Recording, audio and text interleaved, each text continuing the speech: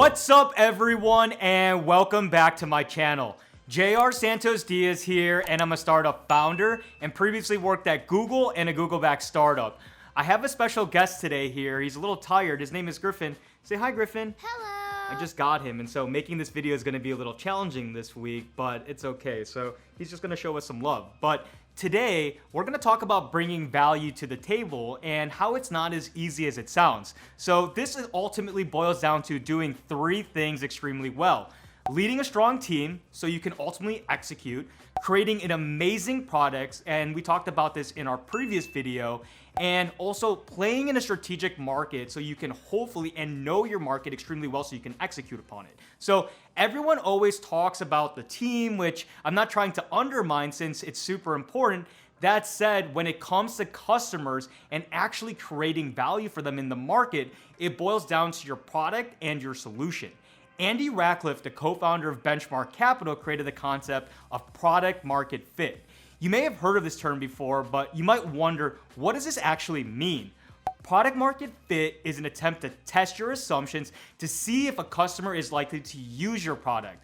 Once you identify a compelling value hypothesis, this is called finding product market fit. So to do this, you need to identify what features to build, the audience that is likely to care, the business model required to entice customers to buy your product, right? Because ultimately you need to make money.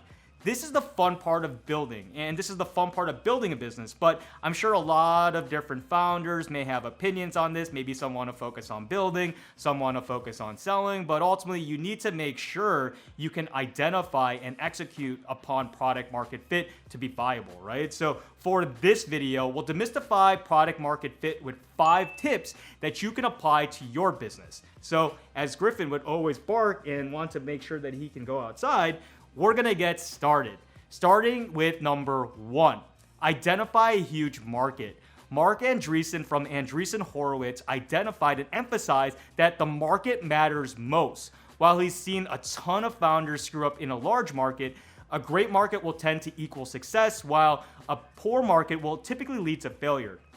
If we think about when we take, let's say, venture capital money, if that's the route you want to take, or if you're looking to take money from investors, you typically need to 100x that investment during a seed stage. So it's very important to see and identify, is this viable? Although, investors are not always the important thing and the important aspect of building a business. It's always going to boil down to the customer. If you build a product based on some assumptions alone, it's not going to yield success if no customer, a person, a company will want to buy it, right? So a product alone is super pointless. So again, make sure that as you build a business, you identify a large market that you know extremely well, or you're beginning to find different areas that you can fully understand, because this is what ultimately boils down to building a company that's going to be sustainable, that people will have conviction for, whether if that's investors or for customers.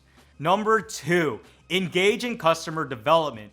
We covered a video and you can refer to it above, but ultimately you need to start with a hypothesis, test it, prove it, and move on to iterate on the hypothesis. Getting product right means finding product market fit. It does not mean launching the product and trying to figure out, make a lot of moves. This is a very expensive process. So if you take that approach, it's not very strategic, right? So you need to identify and see the market and what it actually wants, so ultimately customers will want to pay for it. One of the most common ways that startups die is leveraging premature scaling, a term used by Steve Blank. And so when we think about just a significant amount of money, time, and resources to grow a business, by taking some of the assumptions and understanding if this is a path you want to move forward, it may not be a smart decision. So again, making calculated approaches and understanding the viable route of making sure you test the market, understand that market, and talk to customers, get out of the building, as Steve Blank would say, to really see if what you're doing is going to be worth your while. So engage in customer development, do your research so you can ultimately make the right moves as you make decisions. Number 3, understand and learn from your failures and move on. When you're not getting customers, it's pretty obvious. You feel like crap. wonder if you should have quit your previous job. I promise I don't feel this way even though I left Google. I'm a firm believer in making and believing the decisions I make, so I never have any regrets.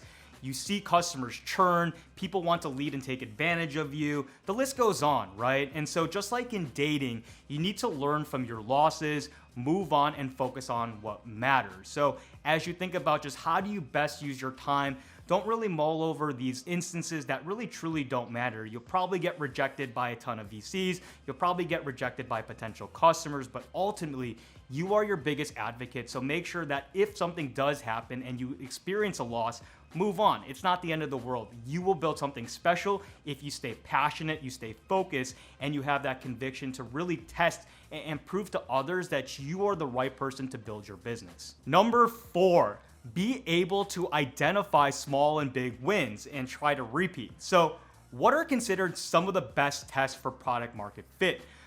Rachleff once said that you know you have the best product market fit when you're able to grow a product exponentially by leveraging no marketing. So some clauses that you'll have in a term sheet if you take venture capital money, they'll actually say you can't use advertising dollars to grow a business because this actually skews what the market or what customers actually want because you're leveraging non-organic strategies, right? So this is just an example, but if we think about how do you create that market effect and that virality to understand how organic growth can happen, that really allows you at a fundamental level to see if the market, if customers, if companies, if businesses actually want this. So again, you need to be able to identify these wins. If we look at an example of, let's say, Groupon, when they first started their business, they actually made a lot of mistakes. And so they actually scaled their business by making wrong decisions. So if we think about just the strategy they used at the beginning, it actually led them to failure, but they eventually pivoted, and this allowed them to actually think about how they can grow a business. And so I'm not saying this is the best business to go after, but it shows how they can pivot after a few mistakes. And so